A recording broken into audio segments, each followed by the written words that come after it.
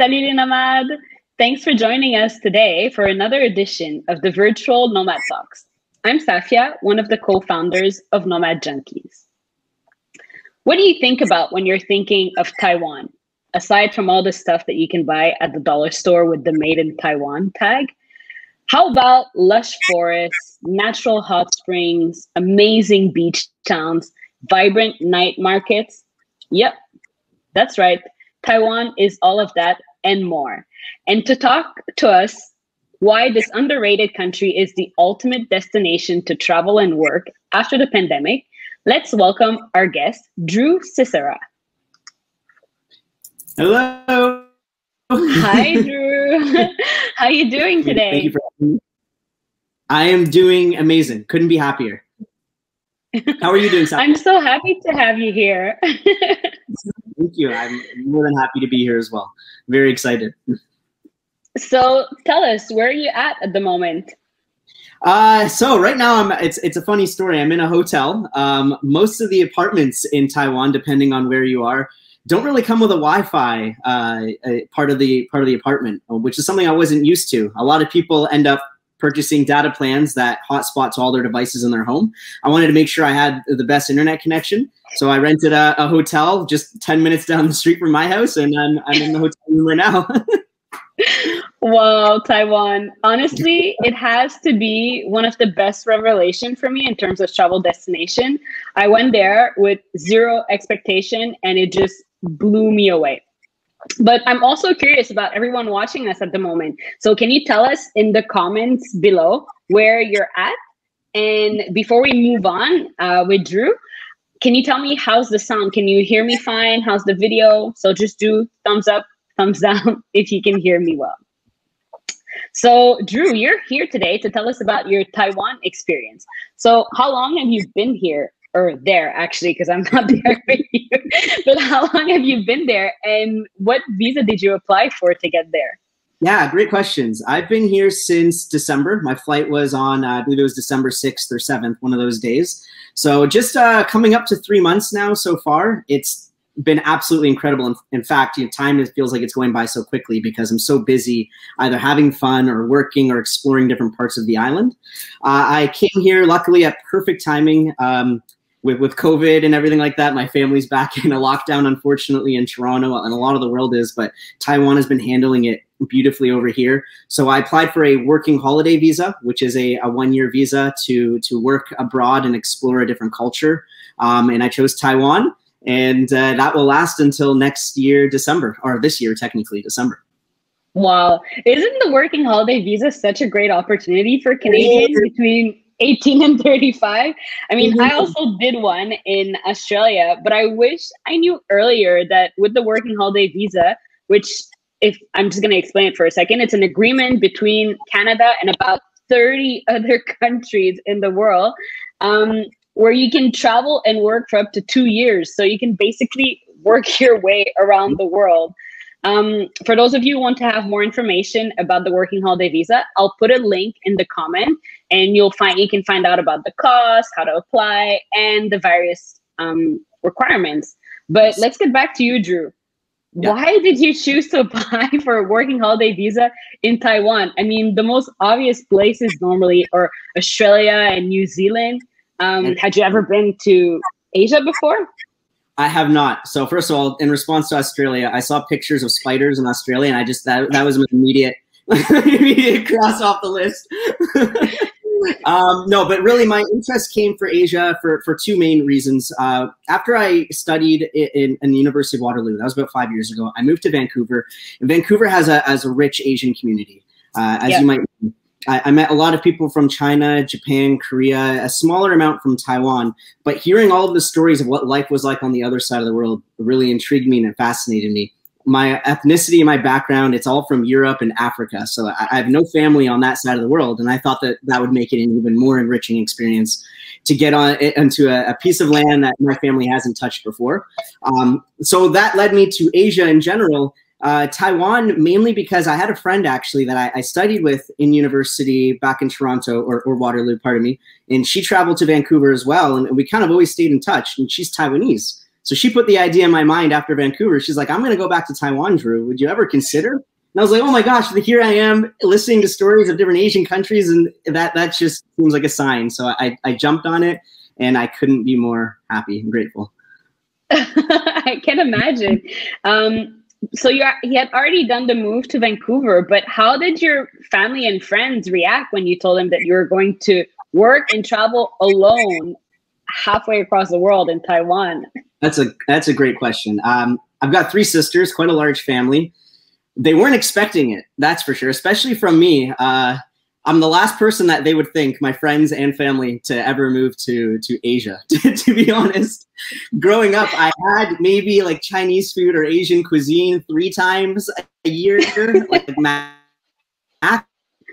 And after discovering and learning about Asian culture through my previous relationship with my ex-girlfriend and people I met in Vancouver, it intrigued me. But because my family wasn't following me on that Vancouver adventure or journey, they weren't able to see that. So when I told them I wanted to move to Taiwan to live for a year, it shocked everybody, but they couldn't have been more supportive. All my friends said, Drew, take the opportunity now while you can. My dad and mom as well said, you know, if you don't have the responsibilities to tie you down to a place, gather that experience because it's invaluable. Do it while you're young. Exactly. So you were saying before that you didn't have so much experience with the Asian culture aside from the people that you met when you were living out west. So when did you start planning for your working holiday visa to Taiwan? Good question. I started planning, it was last January. So not the one just before, January 2020 is when I began. So 1 year. 1 year, yes. It took me from January until I think I handed in that visa submission paper in September is when I did the application. I planned for 7 to 8 months. That would involve going to the library. When I plan for something, maybe this is something I learned from university with research papers and such. I go like 150% in. I went to the library. I read books on the history of Taiwan, what the food is going to be like. I joined maybe tens of Facebook community groups for people who live there. And I asked questions and tried to gather research. And then I combined it into this long, like 20-page Google Docs of everything I need to know related to Taiwan. So I felt comfortable once I moved. Wow. So you're really an expert on everything like expat going to Taiwan. I guess you could say so. Yeah, I'm like maybe I could be Google for those people. Well, maybe what we can do is after we're done talking, if you can share like a few of your Facebook group that you join in the comments. So maybe it can help a few people that are thinking about working and traveling in Taiwan. Yeah. So yeah, we'll do that after the interview. Drew will be able to share those with you guys. I also know that money can be a little bit of an obstacle for people thinking of applying for the working holiday visa. So did you yourself save some money before you left? Good question. Yes. So my planning for Taiwan actually began in, as I mentioned, the January, but I knew I wanted to travel the world and experience something new and different, probably about 3 or 4 months prior to that date. So at that time, I started taking a look at my finances and recording how much was coming in and out and researching, Taiwan's, their economy. How much would you need in order to survive for a little bit while you're looking for a job? Right. So I did move up. I did put some money into a savings account as well. I sold my car at that time to make sure I had enough to get me through in case I wasn't able to find a job right away. Interesting. And now that you're there in Taiwan, like how is it living there? What are the costs? What's the cost of living compared to Canada? Is it expensive? It is not actually. It's some things are relatively similar, and then some things are much less expensive. For example, you can expect an Uber ride to be almost the same in terms of how much a foreigner is expected to get paid. Speaking from an English teaching job compared to how much an Uber would cost, but everything you can buy at like 7-Eleven. It is the all-in-one Walmart of Taiwan. It's incredible. So usually like alcohol is I would say a good 50 to 60% cheaper at convenience stores than it is anywhere else in Canada. Food you can buy on the streets. You can fill up for probably $10 Canadian, which I would say is equivalent of a $25 meal in Canada. You do save quite a bit of money. Now, of course, there's various types of living lifestyles in Taiwan. You can go to the really expensive restaurants and expect that to reflect, but I would say it is cheaper to live here for sure, for foreigners and who are traveling the world and teaching English. Right, and I noticed as well the night markets can be really cheap with all the street food and everything. Yeah, it's overwhelming how many options there are. As soon as you're walking out a night market, because it's all like intersections, it's a grid of just little markets after little markets. And as soon as you think you hit the end, you turn your head to look and you're like, oh my, I have to spend another hour figuring out what I want to eat. Yeah, I hear you. A tough life for a foodie, huh? All right, so Drew, I guess you didn't speak Mandarin before arriving in Taiwan. So how did you make friends there, especially since you probably didn't really know anyone in the country beforehand? Very good question. Small correction. I did know some people prior to moving here, and a lot of that relied upon how I networked while I was in my research stage. As most young people would maybe think to do when traveling around the world, I updated my dating apps like Tinder and such to change my location, and I put it here in Taiwan prior to moving here so I can network and create a social circle before even arriving. So that definitely helped. So when I got here, I knew people already who were familiar with the English language, who obviously know how to speak Chinese and Taiwanese, and who agreed to even help me here and there as I begin to adjust to the new culture. So networking prior really helps for sure. That's a good tip, really good tip. Well, Drew, thank you so much for joining us today and sharing your working holiday visa in Taiwan experience. So before we take a few questions from the people that are watching, what other advice would you give to someone who would like to do a working holiday visa in Taiwan? Good question. My biggest struggle when I was beginning the research stage, or even just the idealization stage that I would like to travel the world, my biggest struggle was coming over the insecurities or the paranoid thoughts that are usually surfaced when you want to make a radical change in your life. And by all means, traveling the world and experiencing a different culture is a radical change, and it's quite tough. But my biggest advice would be to push through it and to just do it. Honestly, there will be many times when your friends will say, you know, don't do it. Maybe family will say it. Maybe yourself, your ego, your insecurities will tell you it's not worth it, or it's, you know, you don't have the financials to do it. But if you can find every reason to push past that, even if it does not work out for you in the end and you don't like wherever you arrived, returning home makes you that much stronger of a person because you at least took the risk to do something that magnificent. And you've probably made some incredible friendships and saw some incredible things in the end as well. So that's my big advice, is to just go with it. I agree 100% with what you're saying. You've shared so much valuable information today with us. And the crazy part is that I feel like we've only just scratched the surface. Yeah. So if you guys watching have any question for Drew about his working holiday visa experience in Taiwan, or just about the working holiday visa in general, write your questions down below. Don't be shy. We're going to answer a few of them. I see one question that I would like to know as well. So in the town where you're staying at the moment, how do you go around without speaking Mandarin? Good question. So yeah, at Hsinchu, there's not much English. The younger generation is definitely more familiar with English because they have to learn the basics in elementary school. And Taiwan in general is really tight, trying to tighten its relationship with Western countries such as Canada and more particularly the US. So there's quite a high demand to learn English. So getting around, you will find people are willing to try to speak English, and if not, they will find any means to get that done.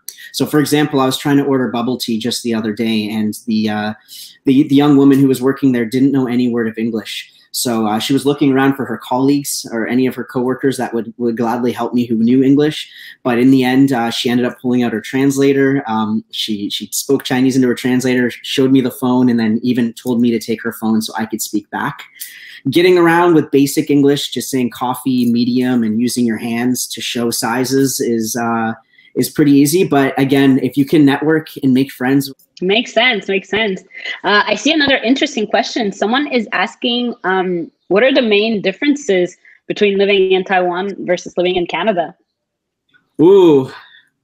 Oh, I mean, other than the fact that it's on the complete other side of the world, let's see. Definitely the cuisine. There's obviously a lot of Asian cuisine I'm not particularly used to. Yeah, exactly. Stinky tofu. I've had stinky tofu, and I'll just say, it's not for everybody, but it's definitely interesting. The cuisine, the weather is quite different. Interestingly, this has actually been the coldest Taiwan has been this winter. So when I left Canada, it was warmer than it was when I arrived in Taiwan. And that is mainly because of the humidity, right? There's like 70% humidity. So when it is cool, it feels pretty cold. And when it's hot, and unfortunately I haven't been there yet because I haven't been in the summer, it gets drastically hot. So weather is quite diverse. And of course, extreme weather, such as earthquakes. In Canada, we have tornadoes, and only on the West Coast, we mainly have earthquakes. But here it's quite common. I've experienced 3 of them so far, and as terrifying as that sounds, it's not as bad as what people think. The biggest one happened when I was in quarantine. I was just chilling on my couch, laying down, and I started to feel the whole couch moving back and forth. And at first, I thought I was drunk. I was like, did I drink some alcohol or something? Because everything was shaking. But it only lasted about 5, 6, 7 seconds, and then it went completely still again. And one thing to remind yourself for anybody who's looking to travel to Taiwan or anywhere else that earthquakes are quite common, Japan, China, a lot of the infrastructure, a lot of the engineering of buildings are completely designed knowing that this could happen. So it is quite safe still. Still scary though. It's scary. It is scary. All right.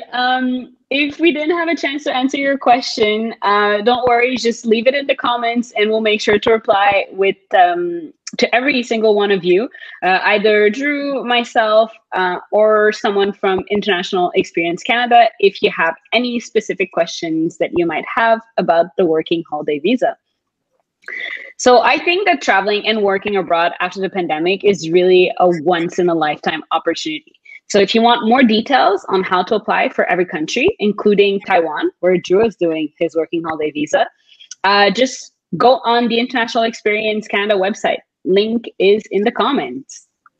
But before we go, we're still going to be meeting with a few other guests to share their experience in many other exciting destinations where you can apply for working holiday visa in upcoming events, such as Ireland, Spain, New Zealand. So don't miss out on them. They're free, and we'll share the links in the comment for all the other events. So thanks everyone for joining us today. And thanks, Drew, for being here with us. Thank you so much for inviting me. And I hope it helped to anybody and everybody who was listening. Thank you. Have a good day or evening.